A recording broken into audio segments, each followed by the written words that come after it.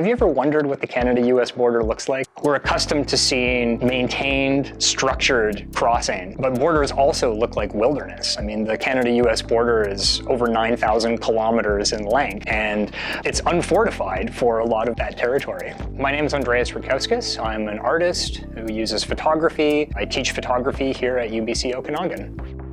Borderline is a photographic survey of the Canada-US border between 2012 and 2015. It comprises about 45 photographs from the west coast to the east coast of Canada, including the north. I photographed idiosyncratic sites, so not what people typically expect when they encounter a port of entry, right? So I wasn't photographing the active ports of entry. I was photographing anomalies like exclaves, right? Here in BC, we have Point Roberts, which is an exclave that can only be accessed through British Columbia, even though it's part of Washington State, or Northwest Angle, which is part of Minnesota, but can only be accessed via land from Manitoba, and roadways, which act as the de facto boundary, or roadways that parallel the Canada-US border, as well as the cut line, which is a 6-meter wide swath of cleared land anywhere that the Canada-US border is forested. I photographed abandoned infrastructure, such as ports of entry that used to exist, but have been closed due to lack of interest in those crossings or lack of funding. The rural crossings that see very little traffic were threatened to be closed, and many of those crossings have closed since. Some of the crossings have been automated, hours have been scaled back at some of those crossings, because the Canada-US border still today is often regarded as the world's longest undefended land boundary. But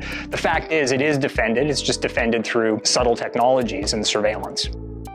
I'm really fascinated by, I guess, subject matter that's often presented as highly polarized in the media, right? So, borders separate people, borders create conflict, borders need to be fortified, but yet there's this other side to the story, right? I hope that my work reaches diverse audiences.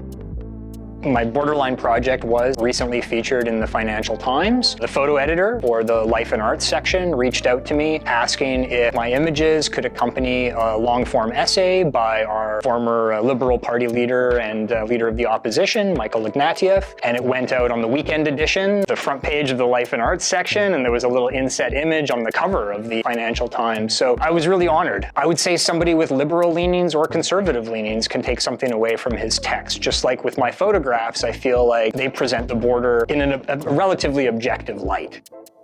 The last photographic survey of the Canada-US border was done in 1976. I never could have anticipated, right? When I first started shooting in 2010, the changes that I would see during my lifetime. These images were created between 2012 and 2015, and then the border changed irrevocably, right? This is a border that is an archive, right? This is a project from a particular place and time of great peace between these nations when there was not as much interest geopolitically in this divide as there is today. Even though the images remain this archive of a peaceful time that existed, there are these tensions that exist today, and it changes the meaning. And I think this is the power of photography: is that once we, as creators, as artists, put our images out into the world, we can no longer control how they're interpreted, right? And the meanings that they take on with time, and that's, I guess, both terrifying and exhilarating.